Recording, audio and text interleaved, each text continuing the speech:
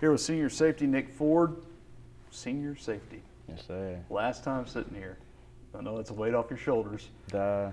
Let's go back real quick before we talk about the emotions and everything coming up. But Saturday at Sam Houston, 31-28 win.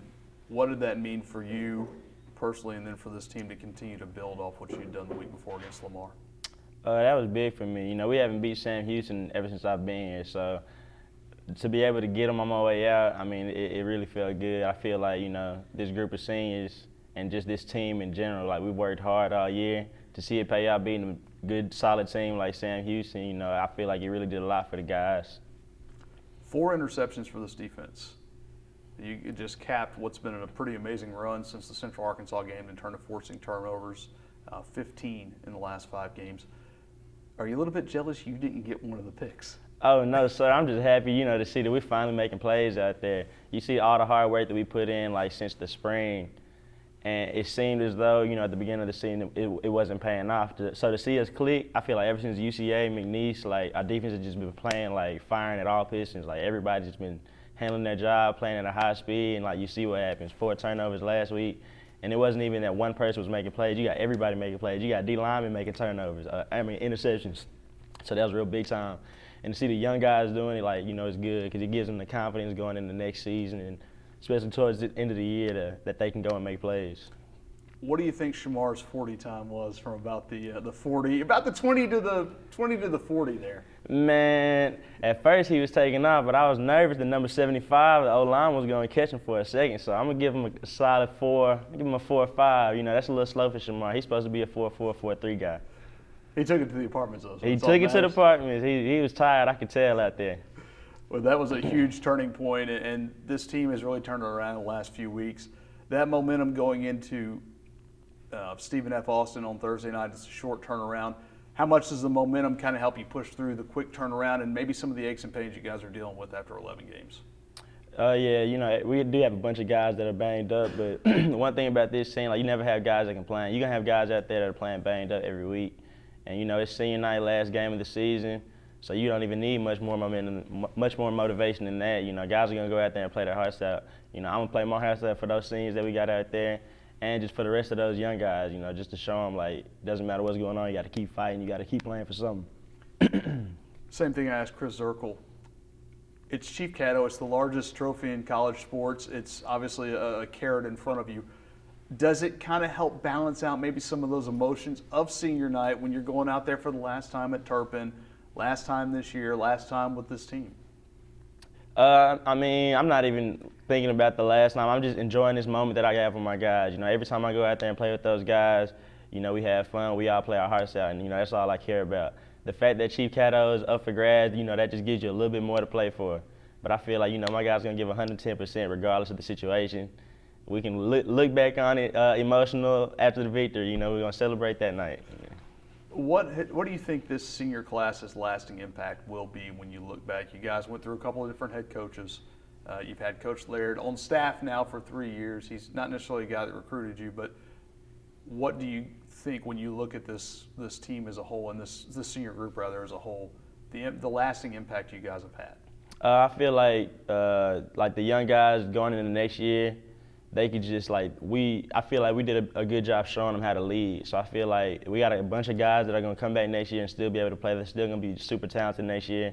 And now I just feel like they'll have a better understanding of what it takes to be successful. You know, it took us a while to get everybody to understand, you know, towards the end of the season. But I feel like now, you know, it's set in stone. Like, this is what we need to do. We just had to be consistent with it and do it throughout the year. And it's shown that it can be successful, so. Summer of 2015, Nick Forde comes to Natchitoches for the first time. How different is Nick Forde here on November 18th, 2019 than the Nick Forde that came here 4.5 years ago? Oh, I'm just in a whole nother place mentally. I just feel like just being a part of this program, being in Natchitoches is just like developed me into a man. Because, you know, when I came here, I was 17 years old, wide-eyed young kid, didn't know what I was doing out here, you know. Through some mistakes and some triumphs, I'm here where I am today, and I feel like I'm just a much better person for it. Talk about if you would, the bond that the 22 seniors have, especially this season has been filled with some adversity, and it's challenged you guys. And you mentioned kind of coming out on the other side of that, but the bond between you guys, especially those guys who've been here for 4.5 and 5 years, has to be pretty special. Yeah, so I feel like, I mean, it's a bond that's going to last for a lifetime. You know, that's what we're linked in for. You know, you battle on that field, you linked in forever. I feel like, you know, all the adversity has just made it that much more close. I feel like these are guys, you know, I'll be able to call 20 years down the road, you know, especially the guys I came in with in 2015. Like, it's crazy to see that we all made it here and, like, it's our last game together. You can't even really comprehend it right now.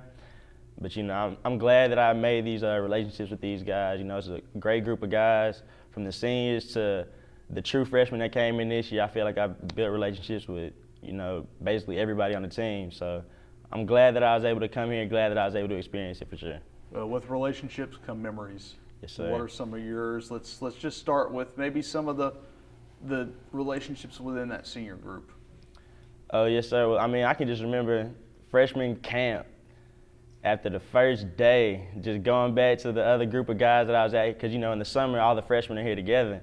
Once camp starts, that's when, you know, you with the big dogs. And I just remember going back and being like, man, this ain't high school no more. This is serious. And, you know, now to go back to this camp, and we're those seniors, and you're walking in the locker room after that first practice, and you see those freshmen. Like, you see the same look on their face. You already know what they're going through. And, you know, so it's just cool to see, like, you know, we all persevered, so. Football memories, what are some that stick out to you?